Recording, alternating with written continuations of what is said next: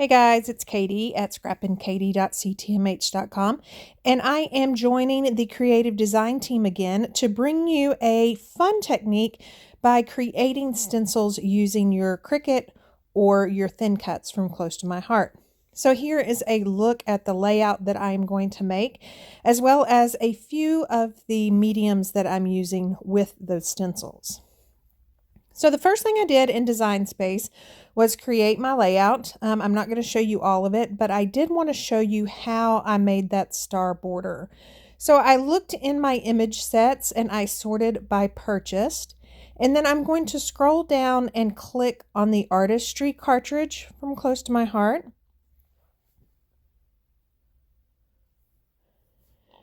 And then once I click on that, I am looking for a specific, it's almost like a label, but it's got stars in it.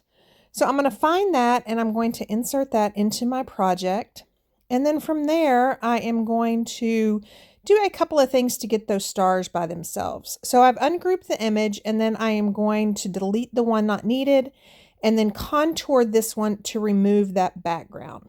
So now I've got the stars that I want, and I just duplicated those a couple of times and grouped them together to get that look. The big star and the other portion of this layout is used from Hello USA, another Cricut collection, which I will leave my affiliate link down in the description below. And here is a look at the stencil material once it's cut. It's almost like vellum. It is a little thicker, but I have not, I'm going to be honest with y'all. I have had this stencil paper from Close to My Heart since we came out with it 2.5 years ago, but I have never used it. So I am a little scared here. I am just kind of winging it, and we're going to see how it turns out. So on this star, those strips did not come off, or they came off with the star. And so I just peeled all those away. And then to create my base page, I am taking a sapphire piece of cardstock. Now, if you are familiar with Close to My Heart, you know that all our cardstock has a white core, which makes it fun to sand. And this is just a sanding block from a home improvement store. So I've sanded several directions on that piece of cardstock, and then right here I'm just taking a lint roller and picking up all the excess sand off of there, and then I'm going to clean up my mat with our stamp chamois. So once everything's cleaned up, I am going to try to see how this layout is going to lay out on the base page before I start using that star border. So I am just assembling all the pieces. I do have a couple of Cricut cuts, again, from the Hello USA cartridge, and that Happy 4th of July, as well as that big star with the lines and that little firework circle piece that I just put together. Those are all included in that one image, and I just made it oversized for this layout. So I am just trying to figure out where that's all going to go, and then I'm going to bring in that other stencil piece and figure out where that's going to go. So I think I have my star where I want it. And then I decided this photo is just a little too large. So I end up peeling it off and then trimming it down to a 4-inch square and then cutting a mat that was 4 1/8 by 4 1/8.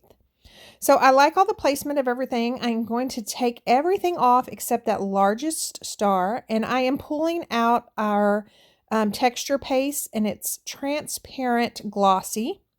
And I'm just going to apply just a little bit of tape adhesive to the back so it doesn't move around. Again, I'm just winging this, working with other stencils to paint and such. I felt like I needed to tack it down. Hindsight, it's really not necessary. It does not move around a lot. We do have several knives, or these little putty, whatever they're called. And I'm just using that flat big one to pick up that texture paste and try to get into all those lines with an even layer. I did get a couple of marks outside the star, but I just wiped those off with my finger. So now that that's that way, I am going to gently peel off this star and then kind of clean up my mess ups. And you can already see the kind of glossy look. So then I'm going to pull this star border out. And I originally was going to use the opaque texture paste, and then I got an idea of just sponging sapphire ink on there. So again, I'm just going to tack this down. At this point, I thought it was still needed, and I'm just taking an old sponging tool and just sponging all over that. And then I'm going to peel it off, fill in a couple of the bare spots with just a star here and there. And then I'm going to end up going around the entire layout. Now, this was not my original plan, but I ended up loving how this sponged star border looked on this sanded cardstock. So I was sponging all the things. I was just like, what else can I sponge here? So I just went around all the border of this, as well as filled in some of those blank spots around that striped star that I had already done with the texture paste. So I'm just going to clean those up. They are reusable. They were not damaged. So I'm going to clean those up with a damp paper towel, as well as my workspace, and kind of clear everything off so I can get started with my layout. So there are a couple of pieces with this candy apple red cardstock that I do want to cover the white edges. So I'm just taking an old marker. It is not even candy apple, and I'm just going around the edges of that cardstock. So here I'm going to lay everything out. Now this layout did take a while. I would lay things out, and then I would take them off, lay things out, take them off. Then I would think, oh, it needs this, oh, it needs that. So here is one of those things that I ended up really wanting that opaque paste on here. So I just cut one of those stars off of that long border piece that I used to sponge the layout. And I am just laying that here and there. I do not want a whole lot. I just wanted pops of that white that opaque paste leaves. And so I am just putting that one star at various places. Of course, you saw some of them go off the page. On this star is where I finally figured out how to do it. And it works best if you get your knife almost flat and then light pressure. I was applying way too much pressure, and then what it was doing was it was just pulling off what I had already put on there. So the secret is flat knife, light pressure. So if you decide to try this, that is the secret. So I am finishing up with these white stars right here, and then I'm going to have to let my layout dry for a little bit.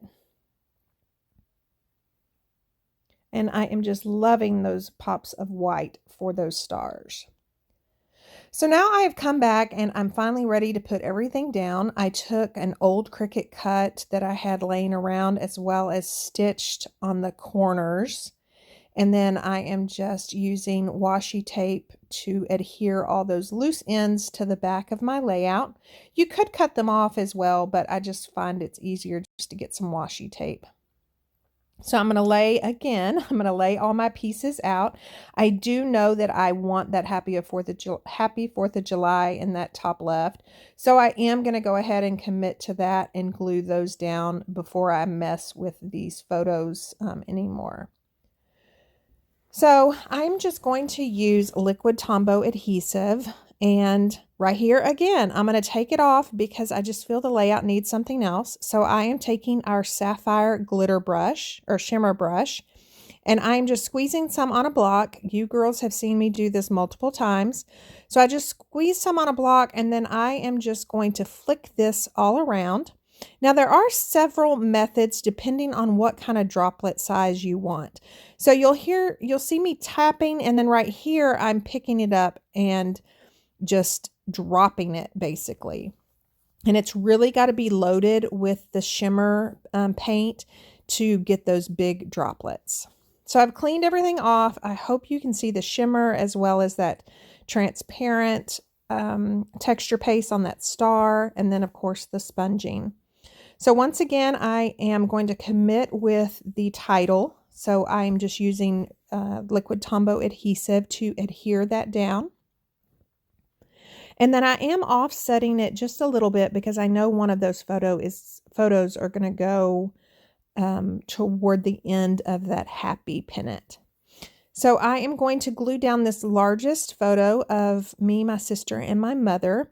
Again, I'm not really pressing down that hard because, as you've seen in this layout, I really can't seem to make up my mind here. So I am going to pull out my T-ruler to make sure these are straight and then really press those down. On the photo of my husband and I am going to use that self-adhesive foam to kind of pop that up and add some dimension, as well as kind of skew that just a little bit. And then there's that extra Cricut cut that I'm going to use for that little tab to add the date. We already know it's 4th of July, of course, but I am going to stamp the year later on that little tab. So there is my title. There's the 4th of July. I do end up struggling with this little firework. I just think that circle, I love the circle look. I just think it's too large. It's not going anywhere. I did not want to cover up that white opaque star that I created right above my husband's hat. So then I do end up punching just another cardstock circle. And I'm going to make it much smaller with the negatives that cut out of this firework. So that arrow is going to go on there, and then these little tails of the firework are going to be glued.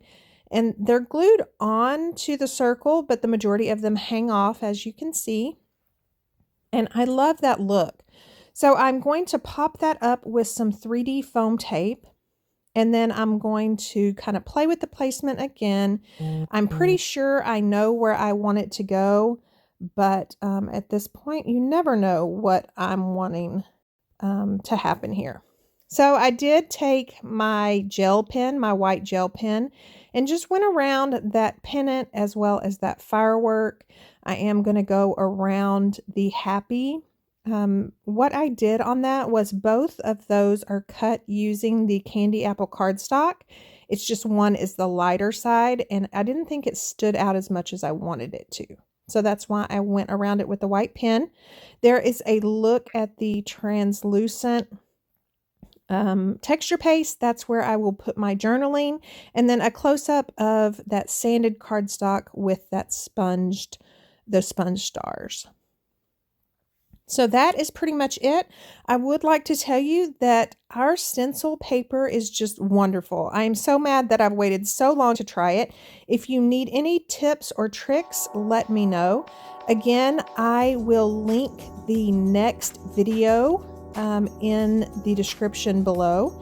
Thank you so much for watching, and please subscribe and sign up for notifications so you'll be notified the next time I post a crafty video. Thanks so much.